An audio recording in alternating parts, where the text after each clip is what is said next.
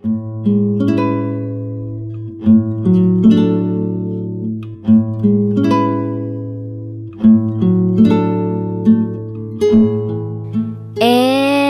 now, it's time for DJ Rocky's Secret Files.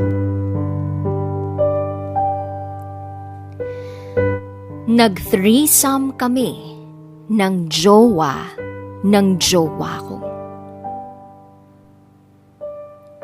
Hi, DJ Rocky. Itago mo na lang ako sa pangalang Vince. 21 years old. At ito, ang aking secret file. Sisimulan ko ang kwento ko nung kasagsagan ng pandemya. Grabe na lang ang takot ng lahat. Maraming mga pamilya ang nawalan ng mga mahal sa buhay. Marami ring mga pagsubok ang pinagdaanan ang bawat isa sa atin. At syempre, total lockdown. At habang lockdown, tamang download lang ako ng mga dating app or gay app kung saan pwede kang makipag-chat o makipagtawagan. Tamang scroll lang ako hanggang sa meron akong nakilala. Itago natin siya sa pangalang Akiro, 25 years old. Medyo mas matanda sa akin. Pero kung i-describe ko siya, DJ Rocky, napakagwapo niya. Maganda ang pangangatawan. Maputi at matangkad. Kumbaga, ideal man ko yung ganong lalaki. Nagtuloy-tuloy ang chat namin at calls pa tuwing gabi. Umabot ng ilang buwan hanggang sa napagdesisyonan naming magkita. Kahit bawal pa talagang lumabas. Tumakas ako sa bahay kahit gabing-gabi na. At alam kong pagagalitan ako ng mga magulang ko. Pero tinuloy ko pa rin dahil gusto ko na siyang makita. At ayun na nga, nagkita kami sa labas.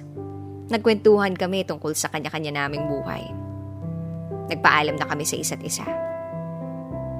Masasabi kong sa unang araw pa lang nang magkita kami, ay type ko na siya.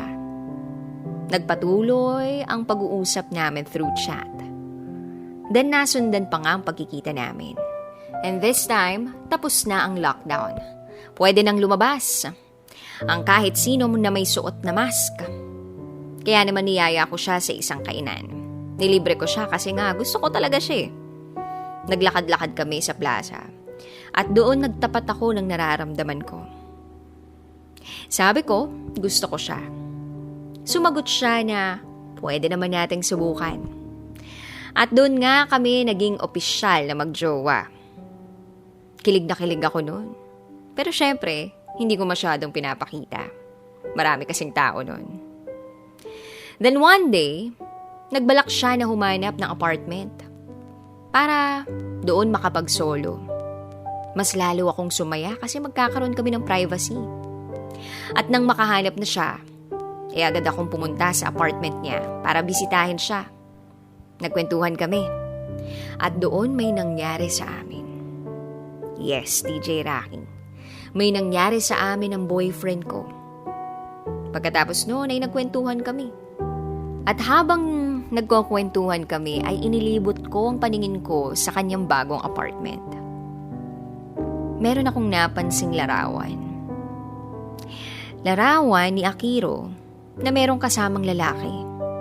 Nakaakbay pa ito sa kanya. Nang kunin ko yun, tinanong ko siya, sino yung kasama niya?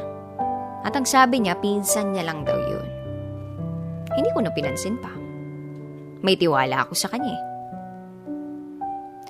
Then isang araw, lumabas ako para bumili ng gamit namin sa bahay.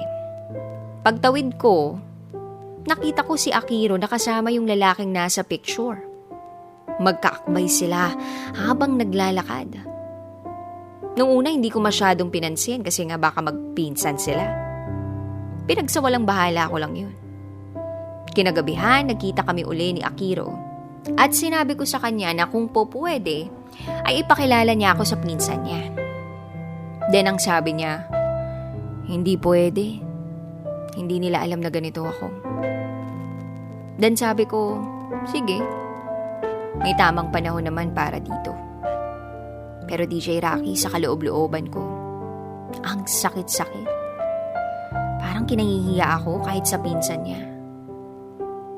Pero ayun nga, dahil sa angking kong karupukan, napapayag niya ako sa kagustuhan niya. At inalok niya ako na may mangyari uli sa amin. Pumayag naman ako. Makalipas ang ilang buwan, napansin ko, nakasama na naman niya yung pinsan niya. At sa lugar na napakadilim pa. Magka-holding hands silang dalawa. Para bang ang sweet-sweet nila. Then hindi ko inaasahan ang sumunod na pangyayari. Nag-kiss sila. Napaisip ako bigla. May magpinsan bang naghahalikan? Kaya sinundan ko sila papunta sa apartment na tinutuluyan niya. At doon na ako parang binuhusan ng malamig na tubig. Narinig ko ang pag-uungulan nilang dalawa. Hindi ko na binuksan pa ang pintuan. Imbes na magalit ako, sampalin yung sinasabi niyang pinsan niya. Umalis ako ng apartment. At umiyak na lang. Dala-dala lahat ng sakit ng nararamdaman ko. Makalipas ang isang araw, meron akong natanggap na mensahe. Pinapupunta ako ni Akiro sa apartment niya. Hindi mawala-wala sa isipan ko yung nakita ko. Yung narinig ko. Pero pumunta pa rin ako sa apartment niya. Nagulat na lang ako nang makita ko yung lalaki na sinasabi niyang pinsan niya na nakaupo sa sala. Sabi ko kay Akiro, ba't mo ko pinapupunta? And then sinabi sa akin ni Akiro na yung lalaking nakita ko sa picture, yung lalaking nakita kong kasama niya na nakaakbay sa kanya, yung lalaking naka-holding hands niya na tinatawag niyang pinsan niya, ay boyfriend niya for 3 years. Ipanaliwanag niya lahat. Nagkasundo pala sila na maging open ang relationship nila. Kaya ganun yung setup nila. At habang sinasabi niya yun sa akin, walang patid ang pagtulo ng mga luha ko sa mga mata ko. Tinanong niya ako kung pwede pa ba naming ituloy. Napaisip ako. Siguro maraming hindi sasang-ayon sa desisyon ko at maraming mapapakunutang noo magagalit. Pero pumayag ako. Tinuloy ko ang pakikipagrelasyon kay Akiro. Ang pumayag sa kasunduan na kami habang may sila. Niyakap niya ako. At sa pagyakap niyang yun, kung ano-anong pumapasok sa isipan ko.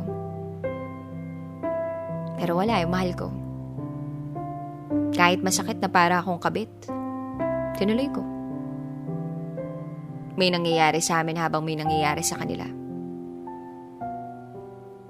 Then one day, chinat niya ako. Pinapupunta niya ako ng apartment. Nandun yung jowa niya. Hubot-hubad. Nagtaka ako. Pinahiga niya ako sa kama. Niyaya niya ako na kung po pwede, 3 kami magsalo-salo sa isa't isa. Pagkatapos nun, diring-diri ako sa sarili ko. Iyak ako ng iyak. Kinabukasan, kinausap ko si Akiro. Ang sabi ko sa kanya, gusto ko nang tapusin ang lahat. Pero nagmakaawa siya sa akin at sinabi niyang mahal na mahal niya ako. Pero sabi ko, hindi na to tama. Ayoko nang bilugin mo uli ang ulo ko. Kaya nakipag-iwalay ako sa kanya. Nakipag-iwalay ako kay Akiro ng walang pag-aalinlangan at parang nabunutan ako ng tinik sa lalamunan. Nawala sa malademonyong lugar. 1 taon na rin ang nakalipas. Single pa rin ako. Pero okay lang dahil kontento ako sa sarili ko. Nagtatrabaho ako ngayon sa isang restaurant. At kung tatanungin ninyo ako kung meron pa kaming koneksyon ni Akiro, wala. Wala na. Sa lahat ng mga nakikinig dyan, piliin ninyo kung ano ang tama. Dahil dun kayo mas magiging payapa. Hanggang dito na lang po, DJ Rocky. Muli, ako si Vince at ito ang aking secret vow.